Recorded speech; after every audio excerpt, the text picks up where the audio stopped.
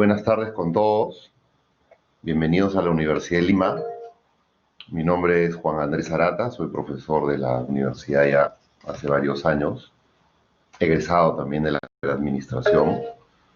En nombre de las autoridades de nuestro decano Alberto Tokeshi, ¿no? Decano de la Facultad de Ciencias Empresariales y Económicas, en nombre de nuestra directora Liliana Lazo, directora de la carrera de Administración, les damos la bienvenida al equipo de EY, ¿no? A Desiree Alaiza también, bienvenida a tu casa, Desiree. Queridos colegas que están presentes, veo una asistencia masiva ya de 185 personas.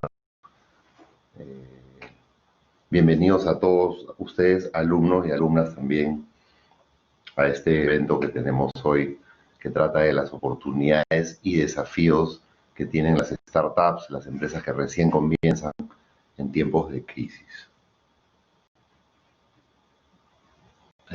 Vamos a tener el evento hoy con una estructura donde yo les voy a dar unas palabras, luego va a exponer Desiree Alaiza, que ha venido de invitada a exponernos un poco nuevos puntos de vista. Ya no adelanto yo las cosas, y les pido que si tienen alguna pregunta la vayan enviando las vayan formulando, digamos que al final vamos a tener una pequeña ronda de preguntas.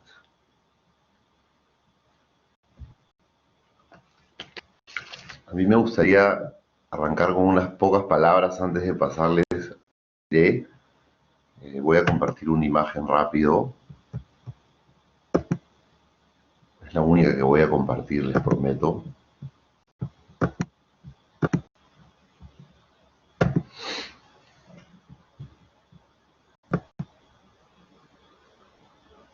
Ya. En el idioma chino, la palabra crisis se escribe con esos dos símbolos. El primero indica peligro, amenaza, y el segundo indica oportunidad. Quería un poquito compartir esa breve imagen con ustedes, ¿no? Para transmitir como introducción a este evento. Creo que ya pueden compartir el PPT, gracias. Como introducción a este evento, la idea que una crisis como la que estamos viviendo, un cambio de entorno tan repentino y que nadie vio, también genera oportunidades. No solo genera amenazas, genera oportunidades. Nuestro entorno siempre ha sido cambiante.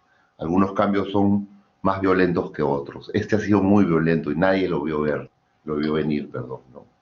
Entonces es una invitación a buscar nuevos modelos de negocio, ¿no? A pivotear nuestras empresas, ¿no? En el sentido que pivotear es un poco el rol que cumple el basquetbolista de fijar un pie en la tierra y con la bola empezar a mirar los diferentes escenarios, ¿no? Para tomar acción y lograr conseguir esos objetivos tan ansiados por la empresa.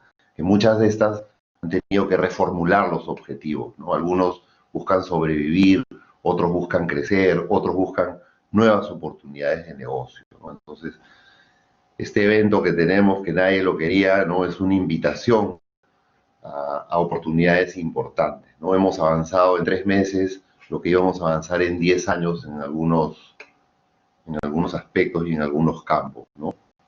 Y ahí nosotros como comunidad Universidad de Lima, ¿no? Como alumnos, como docentes, como egresados, como autoridades, ¿no? Tenemos la gran ventaja para competir de usar la tecnología, ¿no? Que es algo que está transversal a todas las startups, ¿no? Usar la tecnología, las herramientas de vanguardia que recibimos como enseñanza en la universidad, ¿no? Los consejos, recomendaciones, las prácticas, los trabajos en equipo, todo eso tiene que plasmarse en nuestros nuevos modelos de negocio para poder ser competitivos en un entorno tan complicado, tan cambiante y tan agresivo con la competencia como está hoy, ¿no? Entonces, si bien nosotros recibimos todas estas, como les digo, herramientas, consejos, recomendaciones y técnicas, tenemos que llevarlas al campo laboral, ¿no? Acá cumple un rol fundamental la empresa Ernst & Young o EY, ¿no? Porque nos va a ayudar a ver cómo esas teorías esos desafíos se muestran en el campo real del emprendimiento, ¿no? Yo no les voy a quitar mucho tiempo, porque en realidad Desiree es nuestra invitada estelar hoy día, ¿no? Me quedo con algunas características básicas que creo que puede tener todo emprendimiento, ¿no? El perfil del emprendedor, que coincide mucho con nuestro perfil de egresado de las diferentes carreras de la universidad, ¿no? El trabajo en equipo, el apostar por las personas, el buscar nuevos modelos de negocio disruptivos a lo que ya hay, ¿no? Buscando lo nuevo, la satisfacción de los clientes, el networking que es tan bien trabajado por la Universidad de Lima, ¿no? Y los procesos de gestión son sumamente importantes para poder, pues, emprender estas cosas, ¿no? Desiree es gerente senior y líder de un área EY, que es el SID, ¿no? De Capital Semilla. Cuenta con 10 años de experiencia en Derecho Internacional, en Relaciones Internacionales, todos los temas de cooperación, políticas públicas, proyectos transfronterizos en materia de innovación, de startups, de emprendimientos, nuevas tecnologías y desarrollo, ¿no?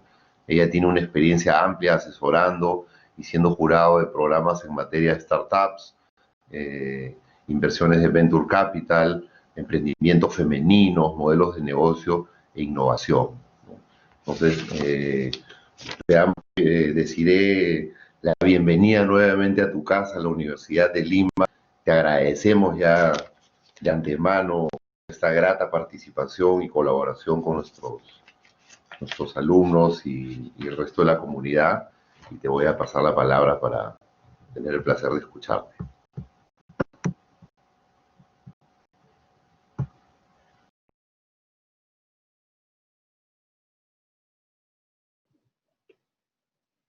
Hola Juan Andrés, muchísimas gracias. Gracias a la Universidad de Lima. En efecto, vuelvo a casa y esta vez no vengo sola, vengo con un equipo fabuloso que tenemos dentro de Seed by Y, que es un área nueva que se ha implementado dentro de Ernst Young. Lo súper interesante es que venimos a sumarnos a un mundo nuevo de inversión en innovación, finalmente, que es lo que se busca con este mundo de venture capital, con este mundo de startups. Y se busca la innovación a partir de una necesidad de un desarrollo sostenible, que lo vamos a ver en breves. Vamos a ver un poquito de qué se trata la startup y cómo es que genera este valor agregado que todos esperamos podamos aprovechar, ¿no? Para la mejor calidad de vida de las personas y para un desarrollo más rápido con relación a los países como el Perú o como los países de la región, que estamos en vías de desarrollo y que tenemos que dispararnos con una velocidad distinta.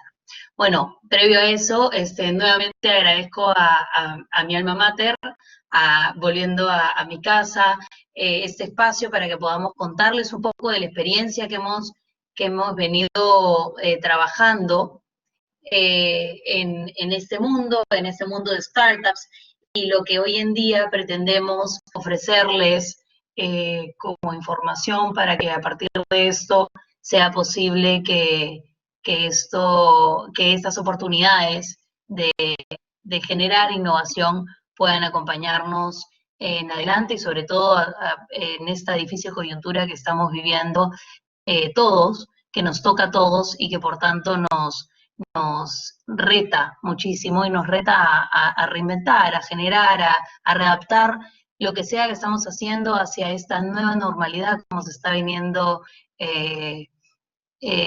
bueno, se está viniendo y se está dejando ver esta nueva coyuntura que nos va a requerir muchísima innovación y creatividad por nuestra parte.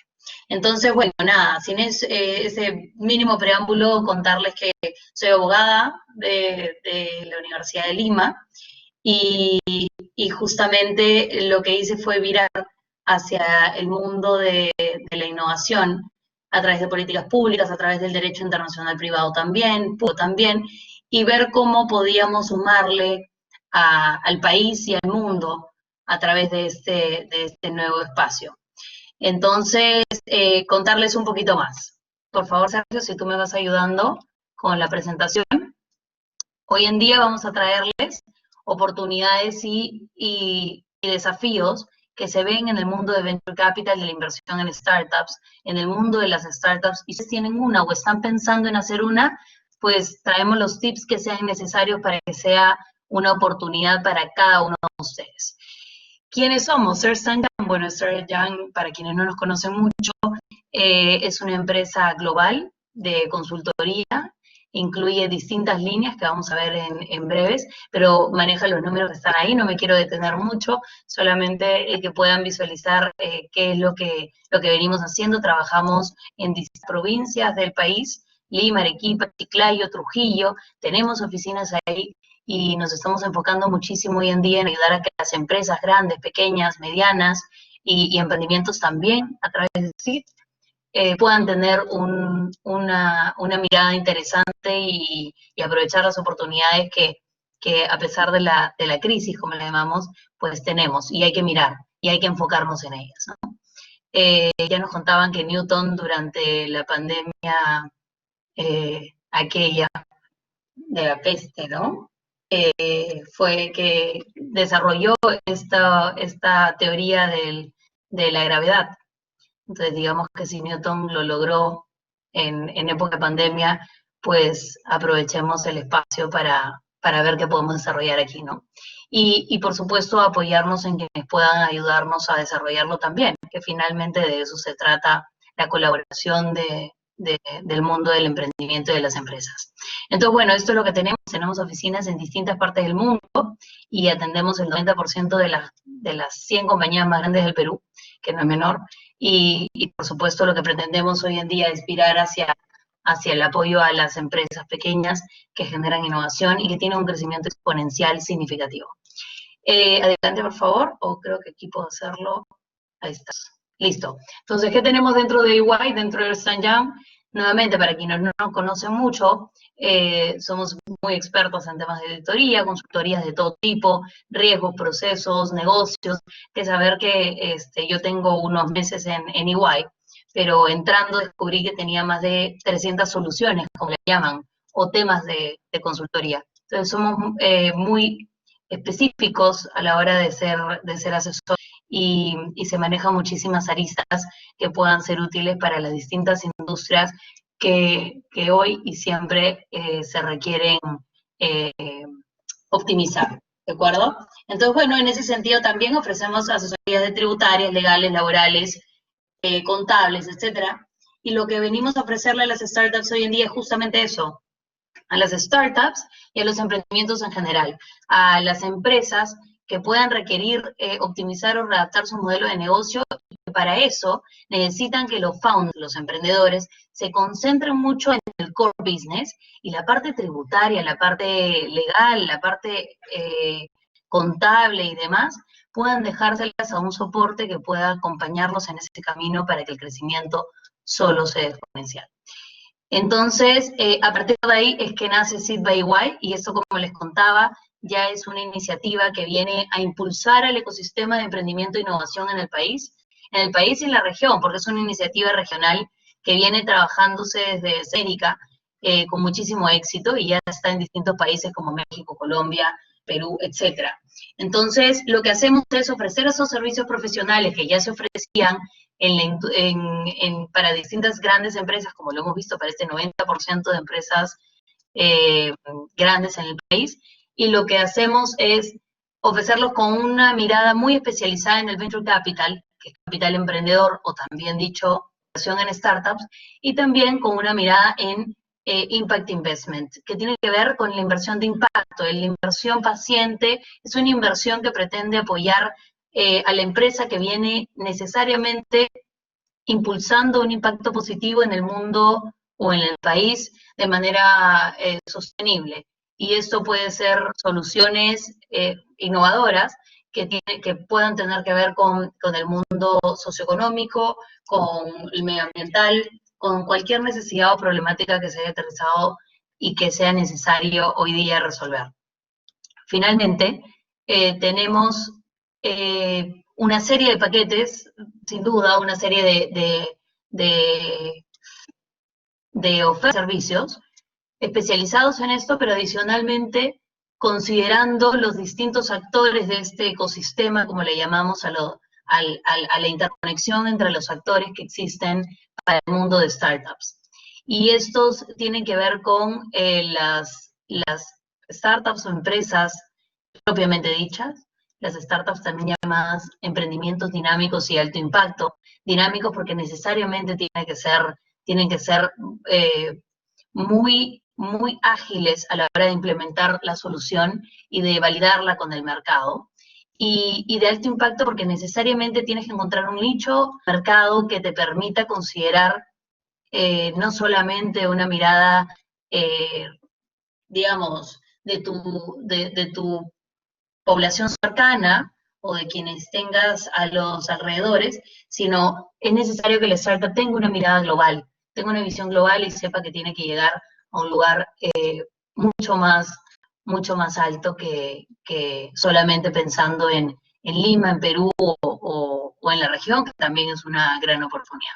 Lo que ofrecemos es servicios con un enfoque multidisciplinario. Como les decía, vemos de todo. Somos desde un estudio de abogados hasta un estudio contable, tributario, auditor, etcétera. Entonces, lo que nos permite es ofrecer una solución con un enfoque de negocio, pero que hoy creemos que es fundamental, pero que pueda abordar distintas disciplinas de tal forma que permita que la empresa tome y tenga mejores decisiones. Finalmente, solamente considerar que nuestro objetivo es construir una generación de emprendimientos que puedan ser atractivos para los inversionistas extranjeros y para los inversionistas peruanos, que ya cada vez tenemos más. Y contribuir, por supuesto, para que estos emprendimientos sigan creciendo y que las empresas puedan seguirse desarrollando en el mercado. Entonces, ¿qué hacemos? Bueno, venimos a lo que les decía, acompañar a los distintos emprendimientos, a los emprendedores, buscar que los emprendimientos se consoliden en el mercado peruano y en la región, es lo que buscamos en primera instancia. Vamos entonces al grueso y qué es lo que traemos, de qué se trata este mundo de startups, hablemos un poco sobre sus características, sobre los requisitos propiamente para que sean atractivos hacia un inversionista y cómo es que es necesario considerar algunas verticales para esto. Entonces, en ese sentido, recordar cuál es la diferencia entre una startup, o ya les decía, una empresa dinámica de alto impacto, o un emprendimiento tradicional. Y ahí la distancia está en cuatro características principales. Una de ellas es la escalabilidad, lo que les decía, esa mirada internacional, esa mirada cuanto menos regional, pero necesariamente o fundamentalmente global. Pensar en que la solución que vamos a construir el día de hoy, desde el día uno de quienes estamos hoy en día aquí, interesados en construir quizá una startup o quizá virar de una empresa a un emprendimiento tradicional a sacar un brazo startupero, como le decimos, o un brazo innovador, que también es posible. Pensar desde el día uno en que la solución puede también servirle a una problemática que está en distintos países del mundo, en distintas regiones, en distintos espacios y personas con distintas culturas. ¿Y por qué no considerar que esta escalabilidad requiere ser flexible?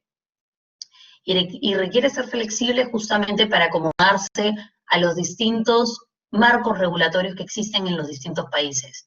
Y eso es importante desde el día uno también. Cómo nos constituimos, para quienes de pronto conocen de derecho, o si tenemos algunos abogados aquí también, bajo qué modelo o estructura societaria nos constituimos, ¿no? Para tener esas oportunidades hacia afuera y también esas oportunidades de financiamiento que son tan importantes para una startup en su crecimiento. Entonces tenemos la escalabilidad, como decíamos, ser flexibles desde el día uno para que nuestras soluciones puedan tener mayor alcance. Segunda característica, también muy fundamental, crecimiento exponencial. ¿Y de qué se trata este crecimiento exponencial? Conversábamos con la Asociación de Capital Semilla y Capital Emprendedor el año pasado respecto de la necesidad de que una startup tenga un crecimiento aproximado de 40% anual, siempre en su vida útil, ¿no? Y la startup tiene una vida útil de etapa de inversión y etapa de desinversión. Eso es atractivo, sin duda, y también duro, también complicado de considerar, porque 40% de crecimiento no es menor, y si bien una startup en Perú puede considerarse atractiva a partir del 20% de crecimiento anual, creemos que a partir del 40% realmente es es una oportunidad de venture capital, ¿no? De tener un crecimiento importante y de que los inversionistas volteen hacia ella para poder ofrecerles capital. Eso tenemos la temporalidad. Eso es importante. ¿Por qué? Porque una empresa tradicional, como ustedes la conocen, normalmente tiene un tiempo de vida indefinido, ¿no? Lo que se espera es constituir una empresa para que ésta a largo plazo nos siga ofreciendo los beneficios que estábamos buscando. Una startup, como les contaba, tiene un tiempo de vida y normalmente se idea justamente desde la ideación o incubation, desde esta etapa, en donde estás pensando cuál es la idea que puede ser útil para resolver ese problema al que vas a volcar todo tu esfuerzo y toda tu concentración como founder, como emprendedor. Es necesario que estés considerando desde ese primer momento que tu vida útil como startup tiene que tener aproximadamente 5, 8, 10 años, ya es mucho, ¿de acuerdo? Años.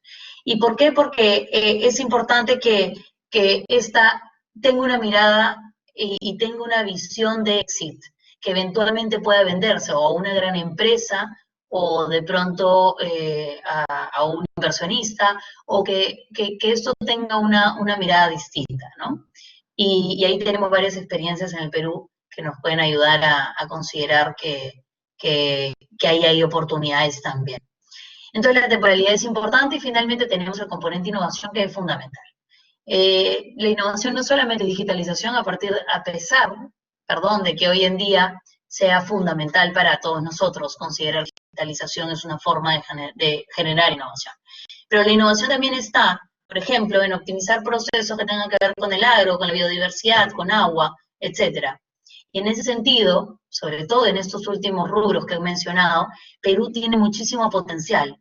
Ahí tenemos la oportunidad de considerar que Perú puede generar innovación de Perú para el mundo.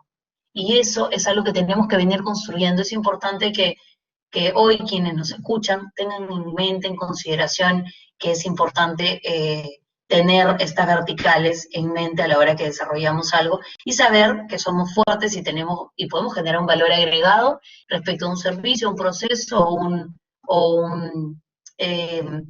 un producto finalmente, para que esto pueda tener el alcance que esperamos que tengan las startups peruanas en el corto plazo. Rápidamente, ciclo de vida. En el ciclo de vida tenemos, como les contaba, la incubación, que es la etapa de idea, ¿no? Uno comienza a desarrollar una idea, a partir de eso surge un prototipo, este prototipo entramos a la etapa de aceleración y la validamos en el mercado. Y validándola en el mercado, lo que podemos lograr es saber si esto funciona, si esto realmente es aceptado por el mercado.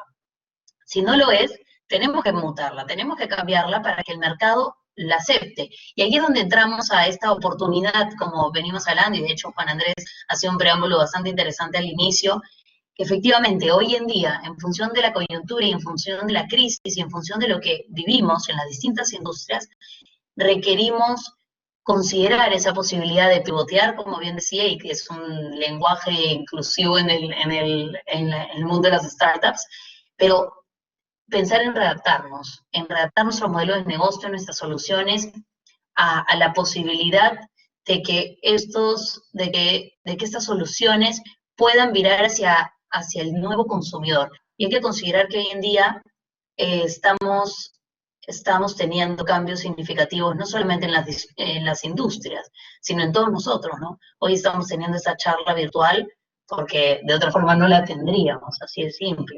Y eso lo hace fundamental. Tenemos cambios en donde el consumidor actual está más interesado en la salud de su familia que quizá en comprarse algo de lujo, por ejemplo. Y son consideraciones importantes para cuando desarrollamos un modelo de negocio o un producto o un servicio innovador.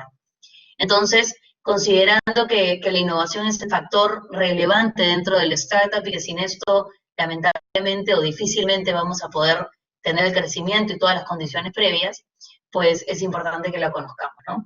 Entonces, después de la etapa de aceleración tenemos ya esa etapa de escalabilidad, donde solamente la empresa crece, y crece a paso agigantado, y crece con una mirada en exit eventual. Entonces, crece a partir de pronto tener un alcance, perdón, estoy viendo que me están levantando la mano y creo que dentro de la metodología, como tenemos varios expositores, vamos a avanzar y vamos dejando nuestras preguntas en el chat para que Juan Andrés pueda recogerlas y al final dejar, ponernos a disposición.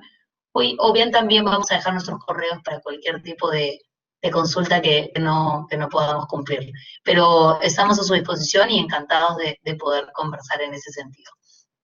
Entonces, para continuar, solamente decir que hay una etapa de inversión y una etapa de desinversión.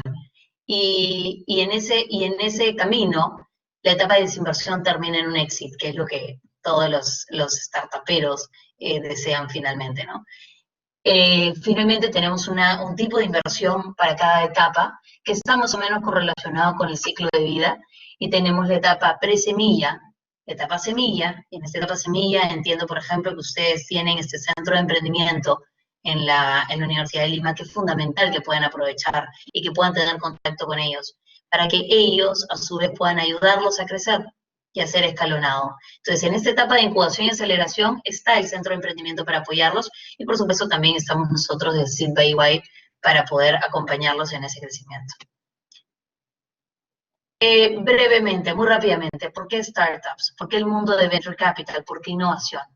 Solamente para contarles un par de cifras, y creo que este es fundamental, el 50% de los nuevos puestos de trabajo en Estados Unidos en el 2015, según Kaufman Foundation, ¿no? Una fundación importante que trabaja ya sobre temas de venture capital, lo había generado las startups. Las startups generaron el 50% de los nuevos puestos de trabajo en 2015. Adicionalmente, en el 2010, el 21% del PBI de Estados Unidos fue generado por empresas, emprendimientos, startups, que recibieron venture capital, esta industria que les cuento, que es nueva en el Perú y que se está moviendo bastante rápido y está creciendo bastante bien, pero que es nueva finalmente, pues en Estados Unidos para esa fecha generaba estas cifras. Entonces es importante tener en consideración que se mueve rápido y se mueve bien. Muy brevemente, aquí no me voy a detener mucho, pero es importantísimo saber que es necesario que todo el soporte y los actores del ecosistema existan y coexistan, que entre ellos existe una interrelación importante. Entonces, por ejemplo, aquí tienes universidades o aceleradores e incubadoras dentro de las universidades. Y en ese sentido es importante que el emprendedor, que está casi en el centro, y es nuestro objetivo lograr que se generen más y que se potencien y que se fortalezcan, el emprendedor pueda voltear a apoyarse en todo este ecosistema, ¿de acuerdo? Y es importante también, por ejemplo, que el gobierno estructure mecanismos regulatorios y oportunidades de incentivos financieros o tributarios para que la gente invierta en innovación. Porque si bien constituye una startup un riesgo importante, esto sin duda tiene un riesgo porque 10 de las startups que se gestan, pues en el camino van muriendo varias, ¿no? Al comienzo, al inicio, mueren cerca de 8. Entonces es importante, pero algunas mueren y otras pivotean, cabe decir, ¿no? Es decir, algunas cambian en función de las necesidades. Lo bueno de la startup es que cambian con agilidad y eso nos permite hacerlo de una forma mucho más barata, más óptima y también más dirigida hacia el usuario, que es fundamental para el desarrollo de este tipo de negocios. Entonces, como les decía, es importante que exista un marco genérico que lo apoye, que soporte al emprendedor y a estos modelos de negocio. Entonces, en ese camino tenemos financiamientos, tenemos fondos, tenemos toda la necesidad de capacitación. Hay mucho que conocer del mundo de startups y de inversión capital. Por ejemplo, es importante saber que la inversión en startups no solamente viene con dinero. Es fundamental que una startup sepa que necesariamente requiere smart capital, como se llama, o capital inteligente. Y ese capital viene, no sé si han visto, y que podamos pivotear acá la conversación, pero valga la redundancia del término, pero no sé si han visto Shark Tank, por ejemplo, ¿no? Entonces, para que tengan una idea de cómo es más o menos que se valoriza una startup, cómo se considera, cuáles son las preguntas aproximadas que le hace un inversionista y qué es lo que le ofrece finalmente a la startup. Porque es súper importante que venga el inversionista pensando en darles no solamente capital, sino también ofrecer todo su know-how, toda su red de contactos, todo lo que él sabe y tiene, poder hacer que la empresa siga creciendo en esas magnitudes que conversábamos al comienzo. Eso es fundamental, pero más importante que eso es el talento humano. Es saber que todos los que estamos aquí, de alguna forma, podemos generar hoy en día, hoy, desde nuestro metro cuadrado, un cambio y un progreso sin duda, pero y una oportunidad de innovar en alguna industria, en algún punto que encontremos o en alguna problemática nueva que estemos descubriendo a partir de esta pandemia, a partir de la crisis económica que tenemos y que se nos viene. Y que en ese sentido necesitamos aterrizar la capacidad de innovar en el peruano en general. Sabemos que el peruano por esencia es emprendedor, ¿no? Si no, no tendríamos, por ejemplo, la posición del cambista en las combis, por ejemplo, ¿no? Eso no lo tienes así nomás en cualquier otro país del mundo. Lo que hacemos es innovar, sin duda, es emprender, y emprendemos un montón, pero quizá nos falta esa capacidad de innovación, que sin duda requiere tiempo y requiere plata, y eso puede ser de plata, ¿no? Inversión. Y eso puede ser a veces un gap o una brecha para el peruano. Pero es interesante, ¿no? Porque tenemos un polvo rosado, pero no tenemos un Silicon Valley. Pero ahí vamos. Entonces es importante el tema de la capacidad de innovar, el talento humano, y también retenerlo.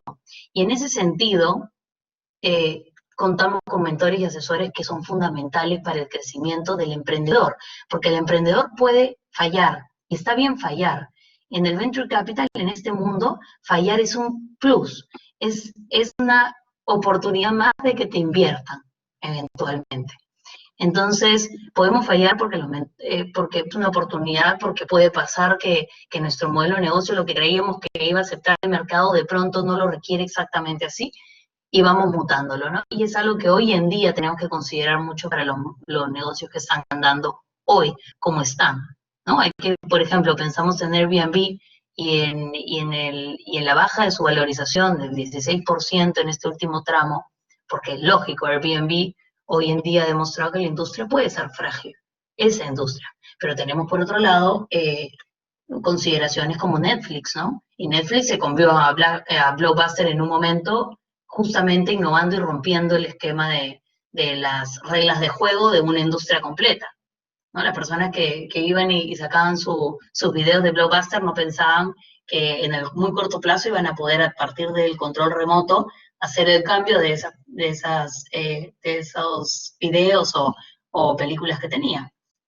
Entonces hay que estar en esa capacidad de pensar cómo mejoramos la industria, cómo mejoramos nuestra calidad de vida finalmente, y con ello atraer también a buenos mentores y asesores que nos ayuden en el camino. Entonces, crear este ecosistema, como se llama, con estos diferentes sectores es muy importante, y tenerlos interconectados también. Aquí solamente contarles el tema del financiamiento. Como les contaba, es importantísimo el Smart Capital, ¿no? El capital inteligente. No solamente recibir dinero, sino una serie de adicionales que permiten que la startup siga creciendo. Y aquí solamente contarles cuál es el escalonado de estas oportunidades que existen en el Perú. Hoy en día, bueno, por supuesto, una empresa normalmente inicia con fondos propios, ¿no? Esa es la típica. Pones un par de chivilines, tus socios también, y le tocas la puerta a Family Friends, y también se llama Fools. Porque claro, es un modelo de negocio que no necesariamente tiene validación al mercado, que no sabe cómo se va a ir, pero es una buena idea y seguro puede surgir. Entonces ahí tienes inversión cercana. A partir de eso, hoy en día tienes oportunidades como Startup Perú, Ideas Audaces, y aquí vamos a ver, junto con Karina Chinguel, del equipo de EY, vamos a ver la oportunidad también de recoger financiamiento para quienes ya tienen un emprendimiento o una empresa aquí. Vamos a ver qué oportunidades de financiamiento hay. Pero en estas etapas les quería contar que el financiamiento es fundamental para poder desarrollar, y la mentoría también. Adicionalmente, ya llegan los inversionistas ángeles. Se les llama inversionista ángel a estas personas, como en Shark Tank, que llegan a colaborar, a aportar, a apoyar, y porque creen en el negocio y en poder tener una rentabilización rápida de tamaño significativo. ¿Sí? Entonces, Tenemos después de la inversión ángel, tenemos los fondos de capital emprendedor, y los fondos de capital emprendedor es lo que hoy en día estamos recién desarrollando en el país. Y hay una oportunidad ahí, hay una oportunidad. Hay una oportunidad importante en quien está interesado en invertir, en que las grandes corporaciones, las big corporates, ¿no?, volteen hacia el emprendimiento, hacia el startup, y consideren que pueden unirse a él, se llama corporate venturing esto que digo, que pueden unirse a estas empresas para conseguir innovar dentro de su empresa, dentro de su gran empresa, de forma rápida, ágil, más barata. Entonces, hay una oportunidad de generar mayor inversión y mayor capacidad de crear y de consolidar nuestra innovación en el Perú y el mundo. Finalmente, después de esa etapa ya tenemos la madurez de la empresa y por tanto entran al IPO o la banca tradicional, entran ya al mercado público y finalmente tienen ese exit tan querido por todos los startups. Solamente para contarles una cifra de aquí, porque me voy extendiendo y me puedo extender mucho más porque me encanta este tema, pero la verdad es que, y si tienen más preguntas podemos siempre conversarlas, pero para darles una cifra significativa. El crecimiento de esta industria de capital emprendedor, a ver, arrancó más o menos en el 2005, hablábamos de esto, porque Innovate Perú, desde el Ministerio de la Producción, había sacado ya el programa de Startup Perú.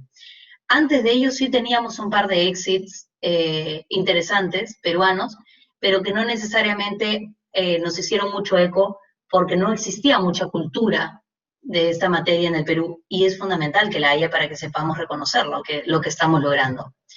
Hoy en día el ecosistema parte de más o menos más de 2.000 actores de distintos perfiles y tenemos un crecimiento significativo. En el 2016, que empezamos ya con fuerza a tener eventos grandes en esta materia, en el 2016 generamos cerca de $5 millones en ventas, en inversión en startups. Y hoy en día tenemos $20 millones en el 2019, perdón. Hoy en día hemos generado $20 millones invertidos en startups, invertidos en este mundo de venture capital o capital emprendedor, en 4 años solamente. Y con esa cifra los dejo solamente saber que para el 2022 estimamos una demanda de capital, una demanda de financiamiento, de inversión, perdón, de capital, de $145 millones aproximadamente. Eso es lo que tenemos hoy en día. Entonces, es importante que estemos alertas a lo que está pasando, a lo que es nuevo y a cómo podemos sumarnos a este mundo de rápido y ágil movimiento y crecimiento. Estos son algunos de los éxitos peruanos que se han tenido y se han mapeado a partir de esta asociación que se creó hace 1 año y medio probablemente, que trabaja el mundo de capital emprendedor. Y aquí tenemos más o menos desde el 2012, tenemos A Dónde Vivir, no sé si les suena, yo creo que usé A Dónde Vivir para hacer mi primera mudanza.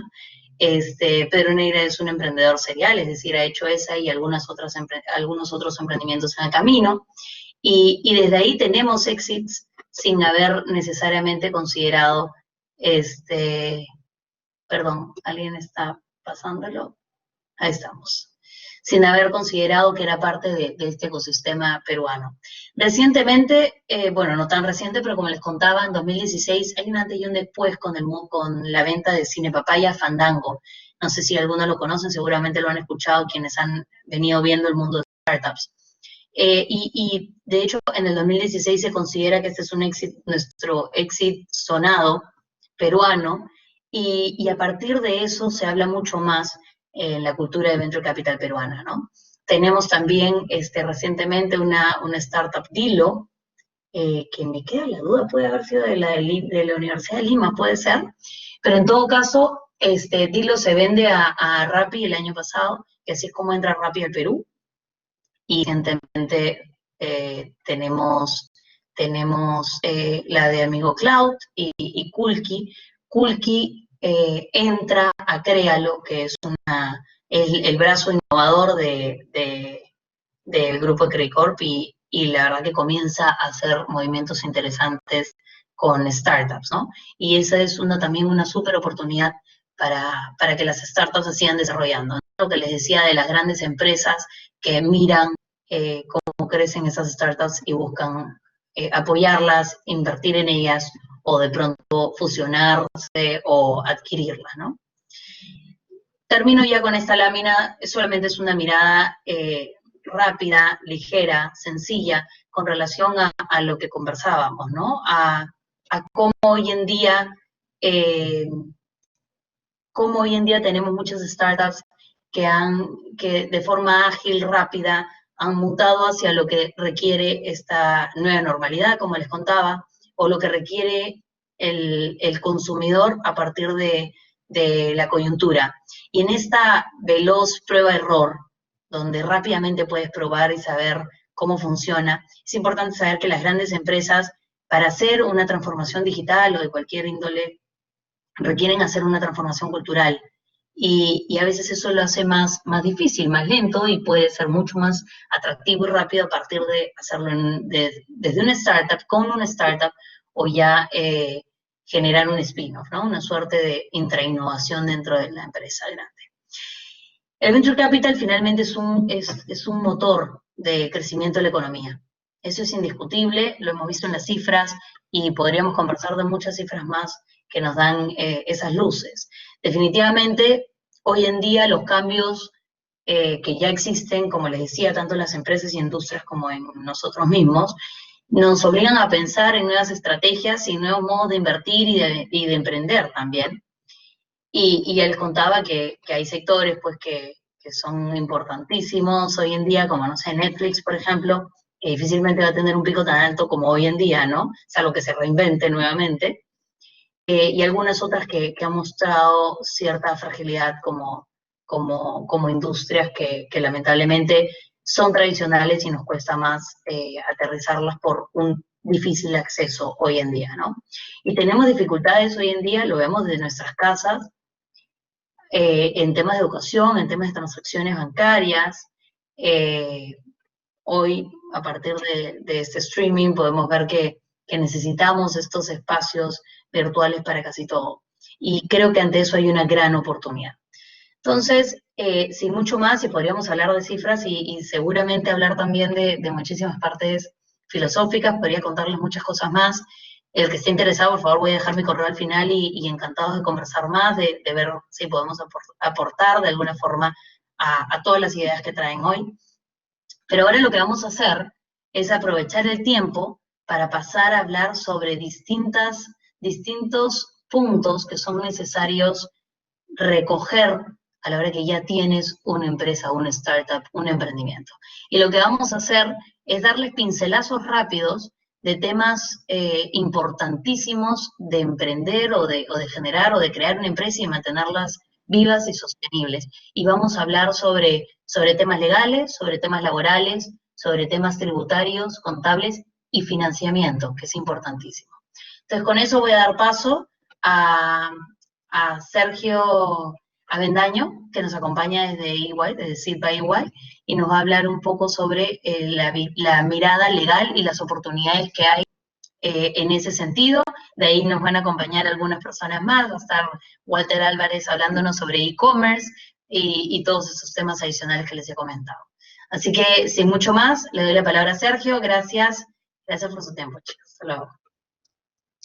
Perfecto, muchísimas gracias, Desiree, por la introducción. Mi nombre es Sergio Avendaño, formo parte del equipo de Seed by EY con Desiree. Yo les voy a contar un poquito brevemente en estas láminas los puntos de vista legales, societarios y contractuales que tenemos que tener en cuenta dada la circunstancia del COVID-19. En primer lugar, por la parte societaria, hemos identificado 4 puntos a tener en cuenta que son relevantes en este contexto. El primero de ellos, y quizás el menos relevante, dado que nos dirigimos a un público de emprendedores, startups y relativamente empresas más chiquitas, es el tema de distribución de dividendos. ¿Por qué? Porque la recomendación aquí es que en la medida que se hayan tomado acuerdos de distribución de dividendos o si se tenía pensado tomarlos, el norte que debemos tener aquí es no distribuir dividendos en la medida de lo posible, porque la idea es mantener la mayor cantidad de caja posible en la empresa para afrontar la situación de emergencia. Un segundo punto era el tema de la Junta General de Accionistas. Aquí la ley dispone que dentro de los 3 primeros meses de cada ejercicio, la Junta General de Accionistas debe reunirse y tomar ciertos acuerdos, como por ejemplo la elección de los miembros del directorio, si es que hubiera, o los estados financieros. Y esta junta, lo importante tener en cuenta aquí es que, si bien es cierto que la obligación es dentro de los 3 primeros meses, es posible regularizar esta situación post-COVID mediante una junta presencial de los accionistas, o si estuviéramos hablando, por ejemplo, de una sociedad muy más cerrada, es posible celebrarla de forma no presencial. Es decir, como lo estamos haciendo ahorita, en una reunión virtual y luego formalizarla a través de un acta. Un tercer tema, y quizás el más importante de esta lámina, es el tema del desbalance patrimonial. Lo que sucede acá es que la norma dispone que tiene que existir una relación entre la cuenta capital social y la cuenta de resultados acumulados o pérdidas de cualquier compañía.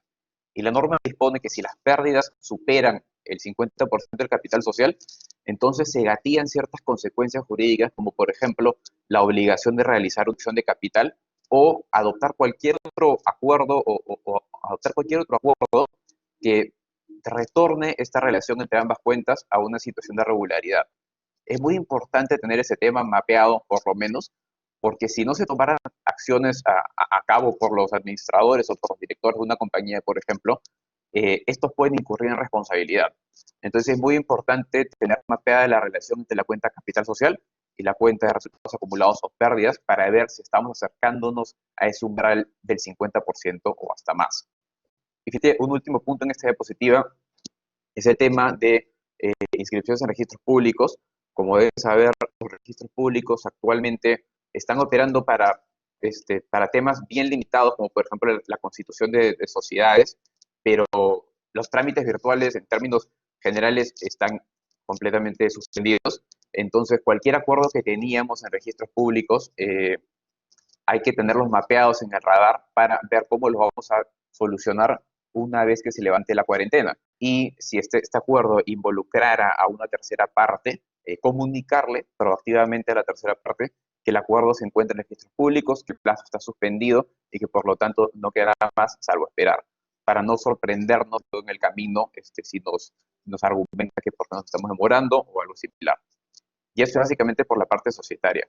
Ahora, por el lado contractual, es muy importante precisar aquí que, si bien es cierto que el Estado no ha emitido normativa específica que regule el tema de los contratos, porque a fin de cuentas los contratos se dejan a la libre voluntad de las partes, es muy importante seguir de alguna manera este procedimiento que trazamos en la lámina para realizar una matriz de riesgo de los principales contratos. Y comenzando primero que nada por identificar en mi compañía, en mi startup, cuáles son los contratos principales o esenciales que tengo. Es decir, aquellos contratos con los cuales la empresa no vive. Contratos, por ejemplo, con un proveedor esencial. Y dentro de estos contratos, identificar cuáles son las obligaciones de la compañía y cuáles son las obligaciones de mi contraparte. Y muy importante acá es identificarlas en la contraparte, porque puede ocurrir que tal vez nosotros podamos seguir cumpliendo el contrato, pero tal vez nuestra contraparte no. Y a nosotros, a fin de cuentas, nos importa que nos siga cumpliendo. Entonces acá, en un primer momento, identificar las obligaciones. En un segundo momento, es determinar o verificar si en estas obligaciones o en estos contratos nos encontramos ante un caso o un evento de fuerza mayor. De acá, es muy importante decir que, si bien es cierto, da la coyuntura, mucho se ha dicho que el COVID-19 representa un evento de fuerza mayor, y en gran medida sí lo es. En el plano civil y contractual no es del todo claro, porque la fuerza mayor requiere que se reúnan ciertos requisitos, como por ejemplo que el evento sea extraordinario, con efecto lo es, irresistible, que en efecto lo es, pero lo más importante aún, haga imposible de cumplir la obligación del contrato. Entonces, no es tan sencillo como decir que por el hecho de que el COVID me es imposible cumplir el contrato, sino que se tiene que analizar caso por caso y ver específicamente cuáles son las cláusulas o qué se ha pactado en el documento para poder determinar si es que nos encontramos ante un caso de fuerza mayor de acuerdo al propio contrato. En un tercer momento, ya revisados los contratos, elaborada una matriz, es trazar un plan de acción respecto a las obligaciones de los contratos y considerar cuáles son los bienes y servicios que debo tener abiertos, y considerar también la salud financiera de mi contraparte, que es importante. Y finalmente, y con esto cierro, un punto importante es ya la parte formal de ejecutar el plan de acción y tener en cuenta un punto muy importante que es el de documentar. Hemos visto que está ocurriendo bastante, dada la coyuntura, que muchas empresas están pactando realizar, por ejemplo, un contrato o llevar a cabo un contrato de una forma distinta a lo que está pactado en el documento. Digamos, si se tenía que cumplir una obligación para el 15 de junio, ahora la vamos a cumplir 2 semanas después. Y todos estos acuerdos están bien. El tema aquí es que no debemos dejar que estos acuerdos queden en el plano verbal, sino que debemos formalizarlos por escrito. Preliminarmente, por lo menos tener un correo electrónico en donde ambas partes acuerden que el contrato se va a desarrollar de otra manera y ya luego formalizarlo por escrito en una adenda que es para ambas partes. Lo que no queremos que ocurra es que mañana más tarde nuestra contraparte alegue que nosotros ejecutamos el contrato de una forma subóptima y nos adjudique un incumplimiento durante la época del COVID. Por eso es muy importante documentar y tenerlo por escrito. Y con esto, bueno, yo concluyo con la parte societaria y contractual y ahora le voy a dar la palabra a Walter Álvarez de nuestro equipo que nos va a explicar un poquito sobre el tema de competencia y mercados. Muchísimas gracias por su tiempo.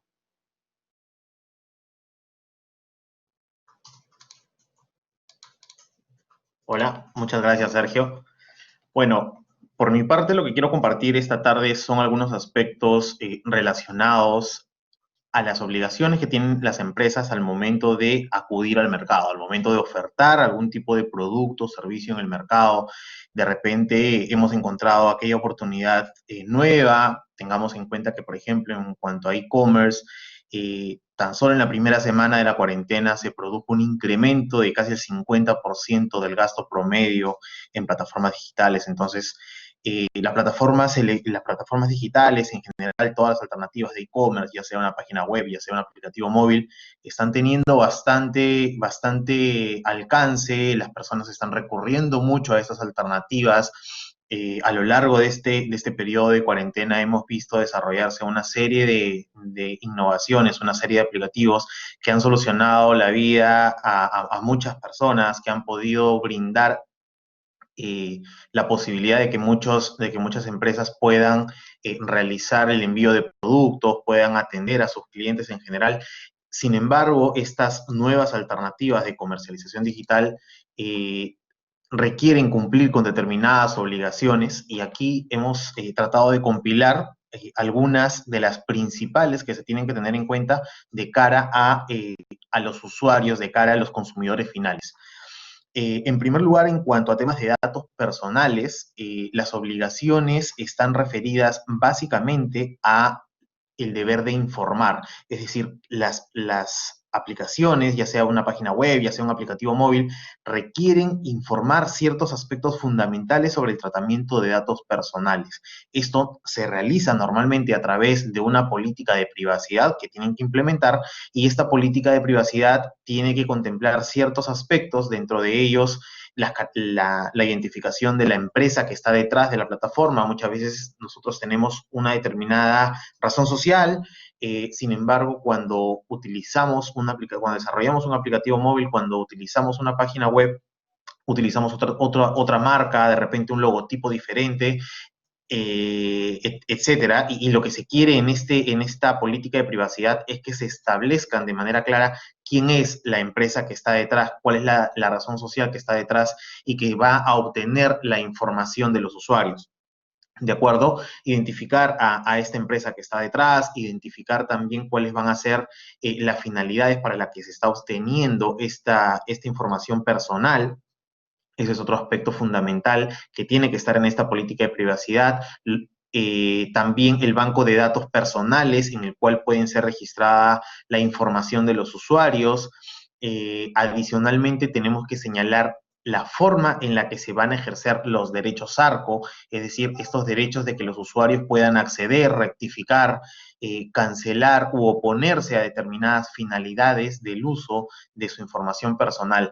Estos son tan solo algunos de los principales aspectos que tiene que contener esta política de privacidad y que de forma obligatoria, en virtud de la Ley de Protección de Datos Personales, tiene que ser comunicada por las empresas al momento de realizar la comercialización de productos a través de plataformas digitales. Otro aspecto importante a tener en cuenta es la regulación publicitaria. Normalmente en el mundo, por decirlo de alguna manera offline, no teníamos la necesidad de establecer determinadas alertas, determinados cuidados, cuando, por ejemplo, teníamos catálogos de productos. Hoy en día los catálogos de productos que se pueden de repente brindar a través de mensajería instantánea, de WhatsApp, de inbox, se convierten en piezas publicitarias a la luz de la autoridad. En ese sentido, se tienen que tener determinados cuidados y dentro de ellos, por ejemplo, el evitar las exageraciones.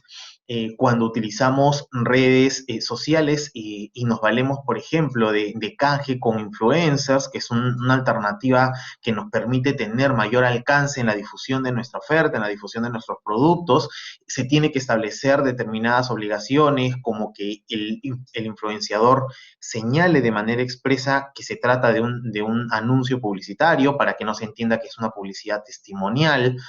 Se señala expresamente la relación que existe a efectos de evitar cualquier tipo de inducción a error por parte de estos influenciadores respecto de los productos que nosotros comercializamos. Y en fin, debemos tener una serie de parámetros a efectos de poder cumplir con todas las obligaciones en cuanto a la regulación publicitaria. Otro aspecto que también es bastante delicado y que ha generado bastantes multas en cuanto a la supervisión de la Autoridad de Protección al Consumidor son los referidos a las garantías, a las devoluciones. Hemos sido testigos, principalmente en redes sociales, que los usuarios suelen quejarse, suelen reclamar, suelen taguear a las empresas que de repente no cumplen con las condiciones que les fueron ofertadas, con los plazos que le fueron informados al momento de realizar la compra. Todo esto, toda esta información tiene que estar en los términos y condiciones de la empresa a efectos de que puedan señalarse o establecerse como garantías explícitas al momento de comercializar productos a través de estas plataformas digitales. Estos, digamos, son los tres escudos que tiene que tener una startup, una empresa que va a comercializar a través de canales digitales y quiere estar en el mercado sin tener ningún tipo de interrupción, sin tener ningún tipo de afectación al flujo de caja, sin tener ningún tipo de supervisión que genere una multa por parte del Ministerio de Justicia, es el caso. ¿De acuerdo? Y en cuanto a temas de propiedad intelectual, lo más importante que se tiene que tener en cuenta es que muchas veces en estas plataformas digitales se suelen exponer textos, se suelen exponer logos, se suelen exponer ciertos signos que pueden ser susceptibles de registro y como bien lo señalaba Desiree al inicio, una de las fases más importantes en el desarrollo de un proyecto innovador es precisamente el éxito, ¿no? La desinversión que nos permita tener una salida exitosa al momento de decidir, por ejemplo, fusionarse o vender la compañía. Y en este caso, tanto los temas de signos distintivos, llámese las marcas, como los signos, como los aspectos de derechos de autor o de patentes de inversión suelen ser un componente bastante importante a efectos de poder tener un portafolio de activos intangibles bastante sólido y que pueda valorizar de una mejor manera la compañía en el mercado. Estos, digamos, son los aspectos fundamentales que debe tener una empresa, que debe tener una compañía al momento de realizar esta comercialización a través de plataformas digitales.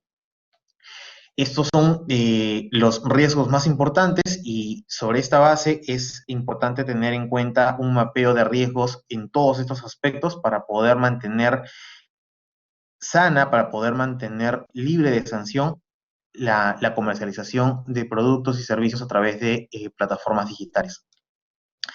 Eso sería todo de mi parte y con esto los dejo con Vanessa, que nos va a comentar algunos puntos importantes en materia laboral. Muchas gracias.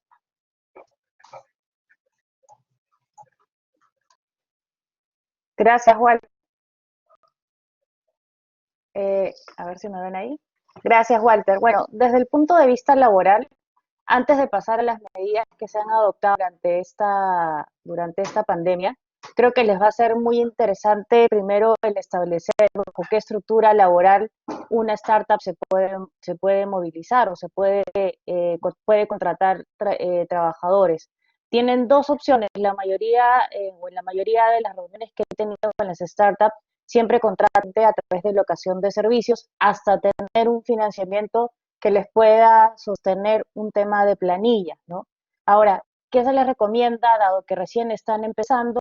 Básicamente, estructurarse bajo el régimen laboral de una microempresa, que en realidad ayuda porque no tiene altos costos laborales y permite también tener una formalidad que de cara a, por ejemplo, situaciones como la pandemia, van a poder acceder a ciertos beneficios que otorga.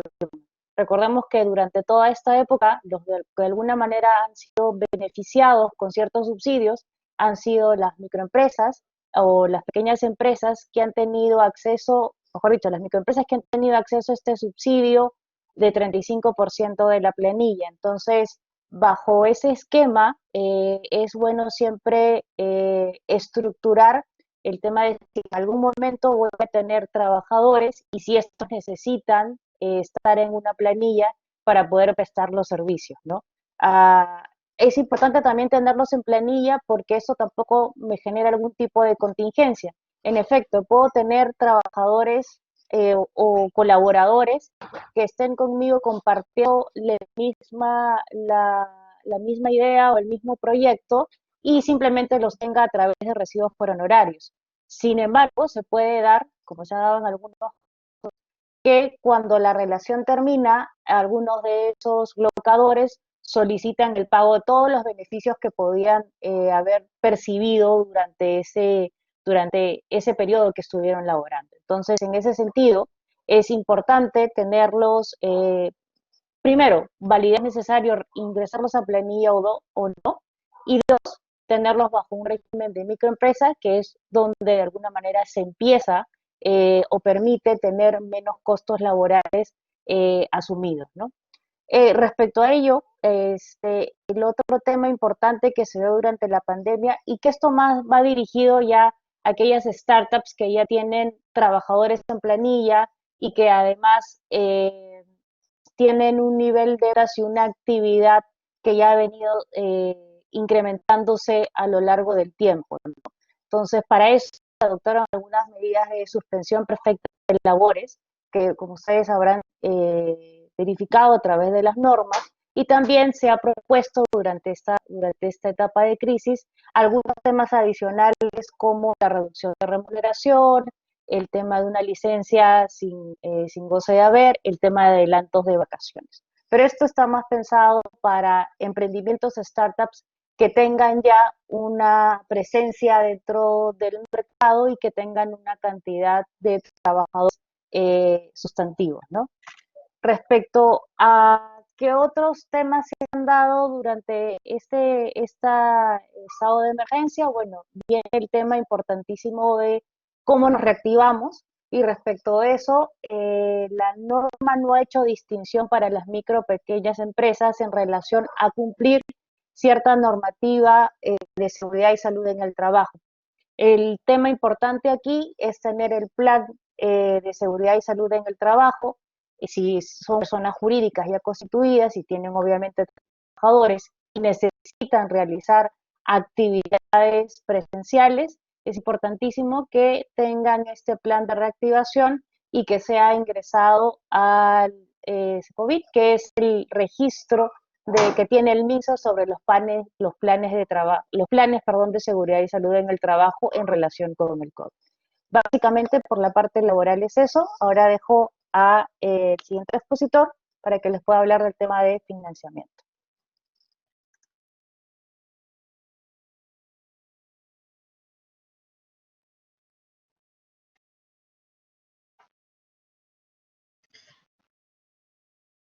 ¿Aló? ¿Me escuchan bien? Te escuchamos, Karina. Perfecto. Excelente, gracias.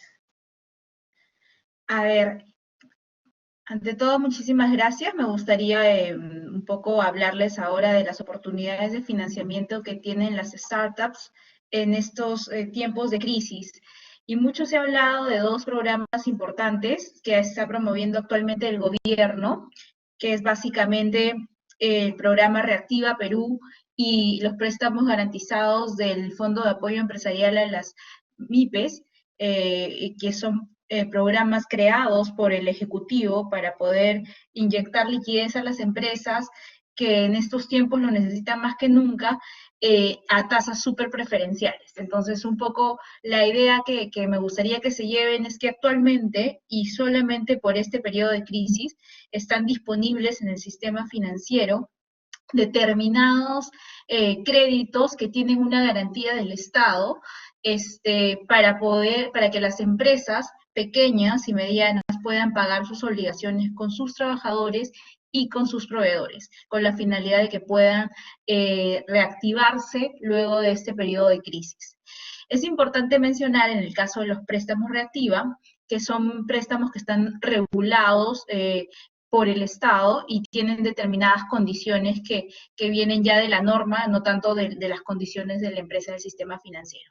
Para comenzar con los préstamos de reactiva, lo importante que tienen que saber es que el único fin que la empresa tiene para usar esos fondos son los usos permitidos, es para el pago de obligaciones laborales y proveedores, nada más. De esa manera, también dice la norma que esos préstamos no pueden ser usados, por ejemplo, por la compañía para poder hacer aumentos de capital o para poder pagar obligaciones financieras de la compañía, y tampoco pueden utilizar los préstamos de reactiva para poder comprar activo fijo de la empresa, es únicamente para capital de trabajo, nada más. Además, también es importante saber hasta cuánto la empresa se puede endeudar por estos préstamos, ¿no? Ahora, con la última modificación a los préstamos reactiva, básicamente las microempresas tienen dos criterios que se pueden utilizar para determinar este monto máximo. El primero es 3 veces el promedio de venta mensual de sus ventas del año 2019, de acuerdo con los registros de la SUNAT. Eso es lo máximo que se pueden endeudar, pero si por la condición de la empresa no suele registrar todas sus ventas en la SUNAT, tienen un criterio adicional que es 2 veces su promedio mensual de deuda que tengan con la empresa financiera que le va a otorgar el crédito, y hasta 2 veces su promedio mensual de deuda de capital de trabajo es lo que pueden solicitar del famoso préstamo reactiva. ¿Y por qué es atractivo este préstamo? Es fundamentalmente porque tiene una tasa de interés histórica. Para las microempresas están alrededor entre 2 y 3%, y para las empresas medianas un poco más grandes es alrededor del 1%. Recordemos que esto es súper importante porque antes del COVID lo que ustedes tenían era tasas de 30 a 40% para las micro y pequeñas empresas. Ahora ha bajado sustantivamente hasta unas tasas de 3 a 4% que pues, son históricas, ¿no? Luego, el plazo máximo de estos créditos son hasta 3 años, con un periodo de gracia de 1 año, lo cual es súper importante porque quiere decir que desde que toman el crédito y se hace el desembolso, tienen 1 año en el que no pagan ni principal ni intereses y van a pagarlo posteriormente, ¿no? Los intereses que no se paguen en ese año lo van a pagar al año siguiente, culminado el periodo de gracia. Otro punto importante de estos préstamos es que básicamente son préstamos en soles, no pueden ser solicitados en dólares, y tienen la famosa garantía del Estado. Eso hace que se reduzca el riesgo crediticio para la empresa financiera de estos créditos y por eso las tasas son más bajitas. Otro punto, pero crucial en estos financiamientos para las empresas como las de ustedes o las que pueden asesorar, es que solamente se pueden solicitar estos créditos hasta finales de este mes. Nada más. De acuerdo con la norma, tiene este plazo máximo, es posible que se extienda, pero para eso tiene que haber una extensión por la vía legal de esto. Y otro punto súper importante, eso es lo bueno de estos préstamos, pero de alguna manera las obligaciones que asume la empresa por tomar este préstamo es que no puede distribuir dividendos a favor de sus accionistas durante la vida del préstamo. Si paga el préstamo o lo prepaga con anticipación, se libera de esta obligación, pero mientras dure el préstamo, que pueden ser hasta 3 años, como dijimos, no puede distribuir dividendos ni repartir ningún tipo de utilidades, salvo el porcentaje que le corresponda a los trabajadores. Un punto súper importante es, ¿y cómo accedo yo a estos famosos créditos del programa Reactiva? Bueno, la norma ha sido diseñada con la finalidad de que las empresas, la mayoría de las empresas puedan acceder a estos financiamientos súper económicos, ¿no? Y solamente han puesto 5 requisitos muy simples, que si cualquier empresa, desde la microempresa hasta la gran empresa, lo cumplen, pueden solicitar a la entidad financiera, que no solamente son los bancos, sino también a las microfinancieras, como las cajas municipales o las financieras en las cajas rurales. Ustedes pueden solicitar estos créditos a esas entidades. Y para esto los 5 requisitos son: el primero, que la empresa no tenga deudas tributarias en cobranzas coactiva mayor a 4.300 soles, son deudas generadas hasta el año pasado, hasta 2019, ¿no? Si no tiene deudas tributarias en el momento en el que solicita el desembolso, check. Cumpliste el primer requisito, que es uno de los más difíciles. El segundo es que tu empresa esté clasificada en la central de riesgo como normal o con problemas potenciales. ¿Y qué significa esto? Bueno, básicamente que la empresa tenga un historial crediticio en donde se pueda verificar que la empresa cumple puntualmente sus obligaciones financieras, o que las cumple con cierto retraso, pero un número de días mínimo, ¿no? Entonces cumpliría el segundo requisito. El tercer requisito es que la empresa que solicite el crédito, la microempresa, la pequeña empresa que solicite el crédito, no esté vinculada a la empresa que le otorga el crédito, es decir, que no forme parte de su mismo grupo económico, que no esté controlada por su mismo accionista de control. El cuarto requisito es que la empresa no esté involucrada en problemas de corrupción o delitos conexos a la corrupción.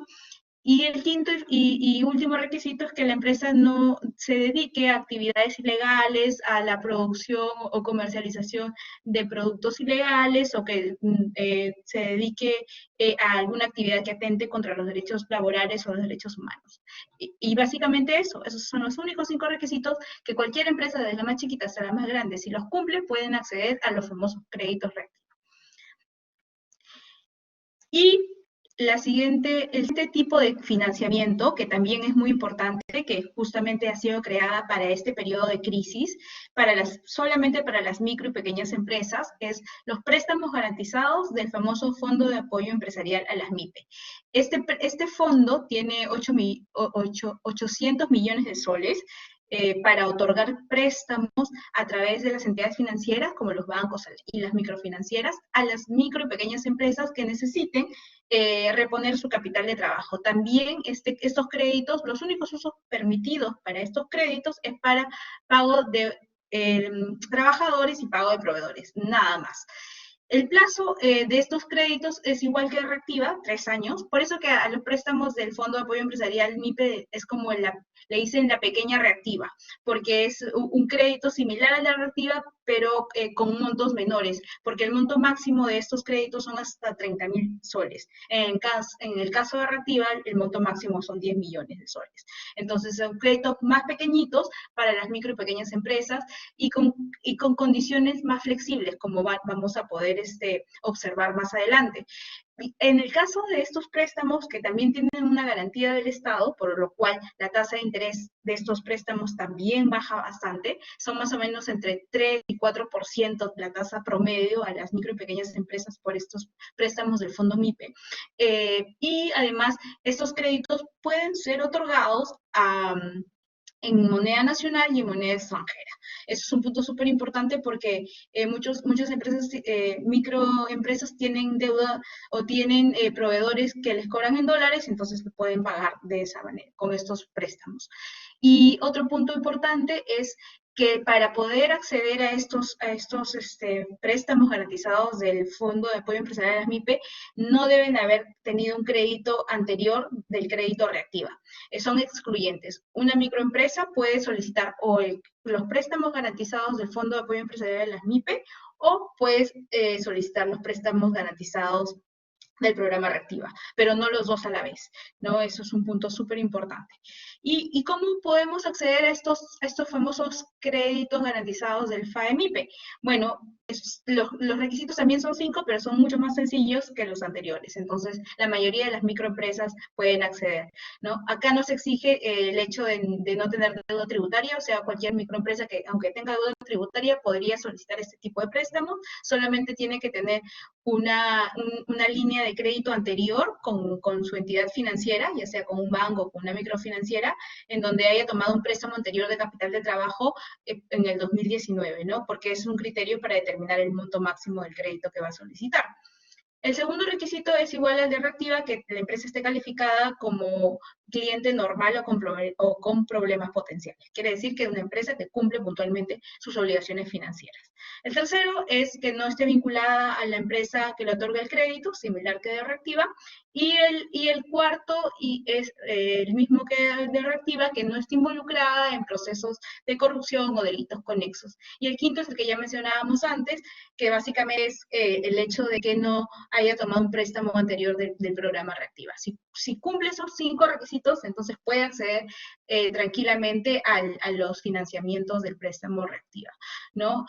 Un punto importante aquí es que ambos programas que han sido diseñados por el gobierno han sido mejorados en su segunda etapa, cada uno está ahorita en una segunda etapa, y con la finalidad de poder dar un financiamiento ya más real y efectivo a las microempresas que habían sido un poco las abandonadas en los primeros meses del desarrollo de estos programas. Pero actualmente el objetivo del gobierno, y para eso está trabajando mucho el MEF y el Banco Central de Reserva, a la mano por COFIDE también, para poder impulsar estos créditos y que finalmente lleguen a las micro y pequeñas empresas que más lo necesitan y que además forman más o menos el 92% de todas las empresas formales del Perú, ¿no? Es un principal motor de trabajo, y la idea es darles la liquidez que necesitan a través de estos créditos para que les puedan pagar a sus trabajadores y puedan comprar los insumos necesarios para desarrollar su trabajo. Bueno, y eso es todo por mi parte de los financiamientos. Luego le doy el paso a la siguiente expositora, que es Mariana Baigorria, especialista en el aspecto tributario. Un abrazo. Gracias, Karina. Mariana, espéranos un segundito, por favor, solamente para comentar que con Mariana vamos a culminar nuestra presentación. Daniel nos está acompañando en esta oportunidad. Mariana va a darnos unos pincelazos del mundo tributario. Va a ser bastante breve, y a partir de eso vamos a arrancar con las preguntas en función de lo que nos indica Juan Andrés, y en todo caso también pueden, por favor, dejar sus preguntas en el chat. Seguimos entonces para finalizar. Gracias, Mariana. Gracias, Desiree. Sí, vamos a avanzar. La siguiente diapositiva. Bueno, como comenzábamos al inicio, Desiree justo nos contaba lo importante que es tener en cuenta la forma en la que voy a estructurar mi startup. Y es aquí donde tiene mayor relevancia el tema tributario, porque no hay un régimen especial, no se ha establecido requisitos, y como el tema es nuevo, la SUNAT no conoce cómo está funcionando, cómo funcionan las startups o cuál es la lógica. Entonces, lo más importante de todo es saber cuál es el régimen al que yo voy a ir. ¿Es el régimen especial, el régimen RUS, el MIPE o el régimen general, dependiendo del crecimiento que yo espero tener en el corto plazo y de los gastos que yo pueda asumir y la cantidad de trabajadores que pueda tener en planilla para poder estructurar y hacer más eficiente mi empresa. Adicionalmente a esto, una vez que yo tenga determinado esta estructura del régimen, lo ideal es tener en cuenta cuál es la proyección de ingresos que yo tengo, porque en algún momento voy a tener que cambiarme de régimen, porque la SUNAT, como decíamos, no ha establecido un régimen de startup, tiene solo un régimen en base a nivel de ingresos anuales, y me va a obligar a saltar a la siguiente tasa de impuesto. Esto un poco como introducción, y adicionalmente tener en cuenta que para poder afrontar esta carencia de regímenes especiales para las startups, es bueno poder observar cuáles son las herramientas tributarias que yo tengo de ahorro fiscal. Y en el marco COVID específicamente se han establecido algunas herramientas, como por ejemplo el aplazamiento para la presentación de las declaraciones juradas anuales, las mensuales, para efectos de los pagos a cuenta también. Se ha establecido poder suspender pagos a cuenta para aquellos que estén pagando pagos a cuenta según su régimen del impuesto. Se ha establecido también poder fraccionar algunas deudas tributarias que yo tuviera que pagar de repente a fin de mes. Puedo conversar con SUNAT para hacer un fraccionamiento de la deuda que me corresponde y así tener una mayor caja disponible para el desarrollo de la compañía. Entonces, siempre recomendamos a nuestros clientes que yo tengo que tener una vista de manera general, un diagnóstico tributario, tengo la proyección, el régimen en el que estoy y qué es lo que puedo hacer para gestionar, tener una mayor liquidez de impuestos y así poder utilizar para generar un mayor ingreso al desarrollo de mi startup. Y con eso bueno, el tema tributario.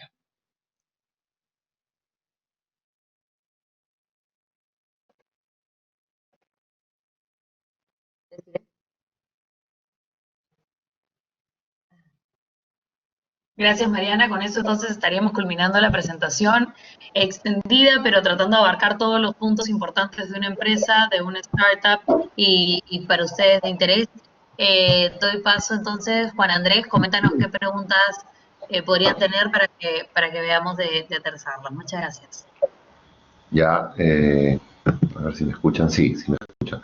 Muchísimas gracias, Desiree, muchísimas gracias al equipo de Guay.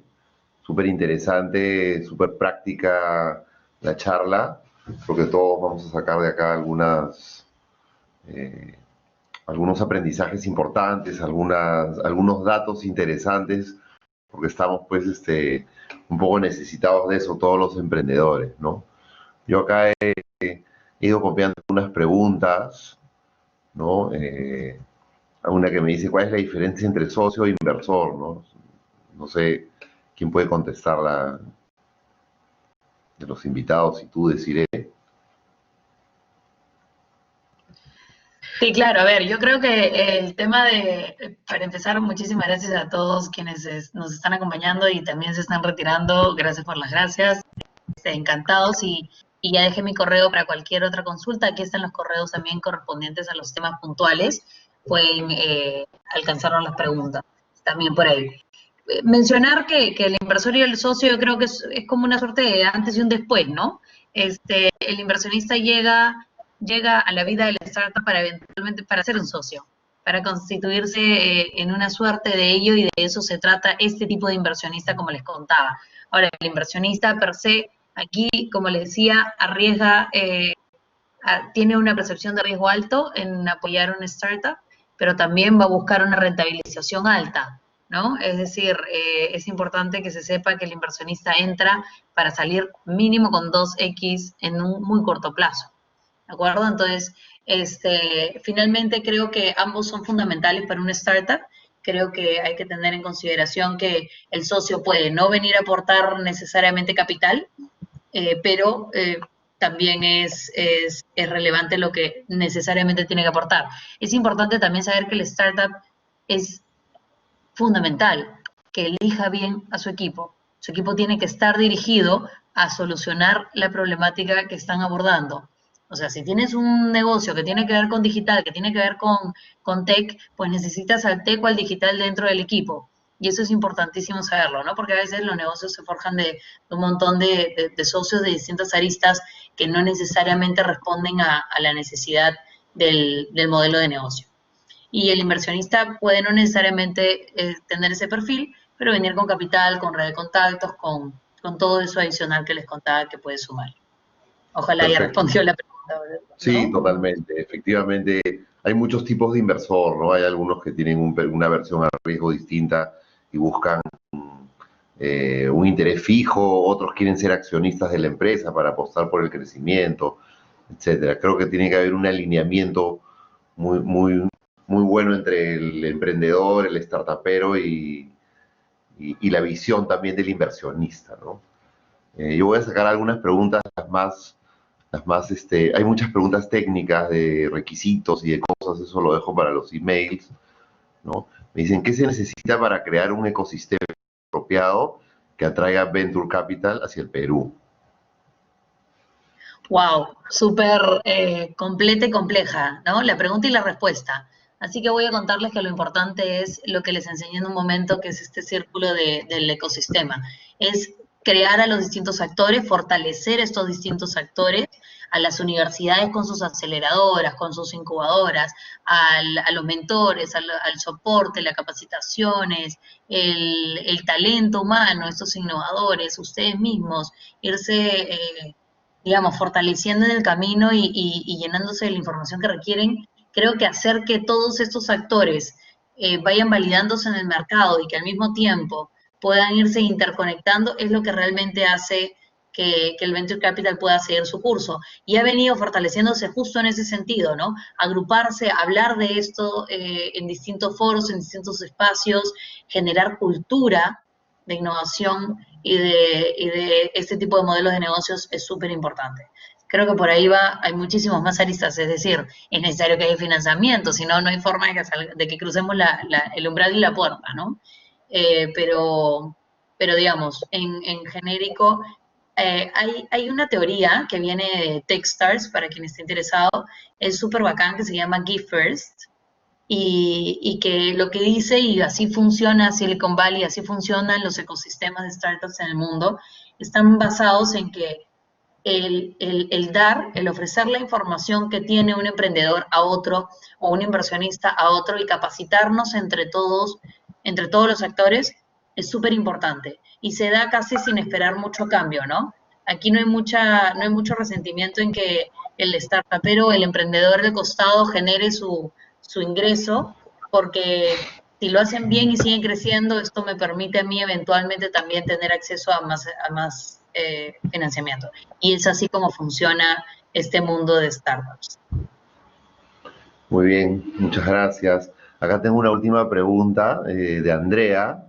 Me dice, como emprendedor, ¿cómo resolver el problema que tu empresa siga teniendo crecimientos exponenciales post pandemia para que esto no sea solamente una empresa de un tiempo de vida limitado? ¿A qué pivotear? Pues no, hay que pivotear, lo hemos dicho ya. Si quieres dar tus últimas palabras. A ver cómo...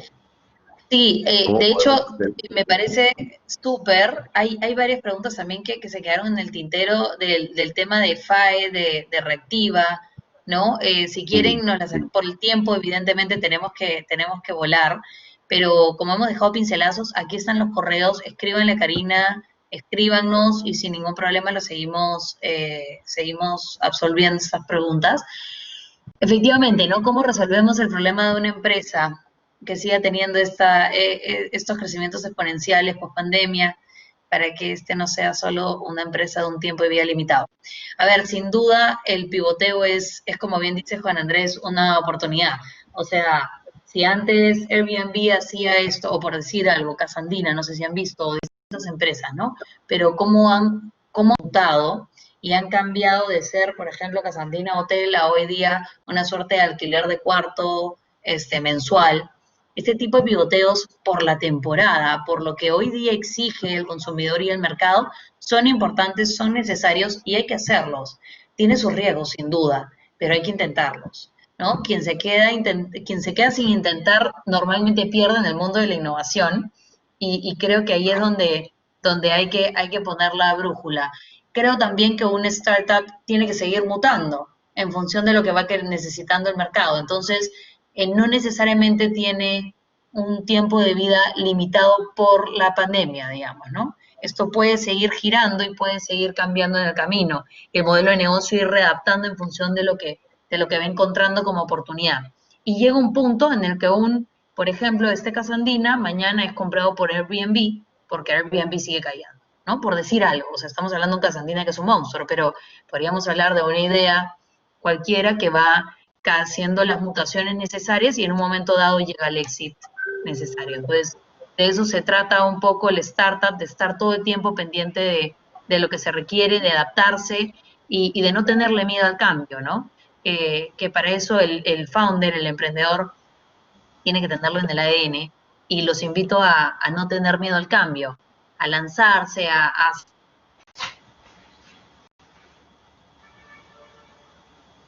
trabajo está más difícil, prácticas, etcétera, y qué oportunidades existen de yo mismo, desde mi metro cuadrado nuevamente, poder generar un negocio interesante, innovador y que pueda solucionar un problema determinado. Entonces creo que por ahí va el tema y creo que el startup y el venture capital en general es una oportunidad hoy en día a partir de la coyuntura difícil que vivimos. Perfecto, muchas gracias. Entonces, nos queda pues la invitación a todos para pivotear nuestro modelo de negocio. Utilicen el modelo de Canvas, que tiene los módulos súper flexibles. No nos quedemos ahí nomás, ¿no? No es cuestión de contar los costos, ¿no? Los costos son estos, sino de buscar una estrategia de costos que nos minimice el riesgo y que nos ayude, ¿no? Variabilizando algunas cosas por tiempos difíciles, ¿no? Todos lo hemos hecho. No sé, personalmente mi empresa sufrió mucho en febrero y en marzo, fines de marzo, decidimos hacer algo distinto y nos está resultando, por suerte, ¿no? Y por la fuerza y el apoyo del equipo. Muchas gracias, Desiree, a nombre de la Universidad de Lima, a nombre de nuestro decano, Alberto Tokeshi, de la directora de la carrera de Administración, Liliana. Muchas gracias, Rocío, por ayudarnos con la organización de este evento. Gracias al equipo también de IBAI, Sergio, Vanessa, Walter, Mariana. Muchas gracias a la gente de soporte de Blackboard también, que sin ellos no podríamos estar acá reunidos. Gracias, alumnos, participantes, egresados, Comunidad ULIMA. Este es un primer evento con la empresa EY. Esperemos que esta relación siga, pues, para tener una relación exitosa de ganar-ganar, ¿no? Para la empresa, para la comunidad y para la comunidad ULIMA. Entonces yo me despido, ha sido un gusto también haber articulado esta breve reunión que se alargó, pero ha sido súper interesante y creo que valió la pena. ¿Ya? Muchísimas gracias. Sin duda, muchísimas gracias. Gracias, Juan Andrés, gracias a ustedes. Quédense atentos porque de todas maneras vamos a sacar algo nuevo con el Centro de Emprendimiento de la ULIMA. Esperamos poder aportarles desde ahí. Así que, nada, quédense prendidos del Centro de Emprendimiento y de las oportunidades que está ofreciendo la Universidad de Lima. Qué gusto, qué bonito estar en casa de nuevo. Gracias, Juan Andrés, gracias, Rocío, gracias en general a la universidad. Un abrazo para todos. Cuídense mucho. Ya, tú sabes que esta es tu casa y siempre serás bienvenida, igual que todos nuestros egresados. Ya, entonces con esto cerramos el evento. Que tengan todos buenas noches. Sigámonos cuidando, que ya nos vamos a acostumbrar a esta nueva realidad. Iremos volviendo un poco a nuestras actividades. Y buenas noches con todos. Muchas gracias. Un fuerte saludo. Gracias. Y aplauso virtual, por favor, para el equipo de EY, que en verdad es muy valioso. No, gracias.